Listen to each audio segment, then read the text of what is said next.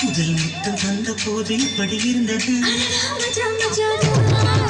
என்னை கட்ட போது இப்படி இருந்தது அடடா மஜா மஜாதா முதல் முத்தம் தந்த போது இப்படி இருந்தது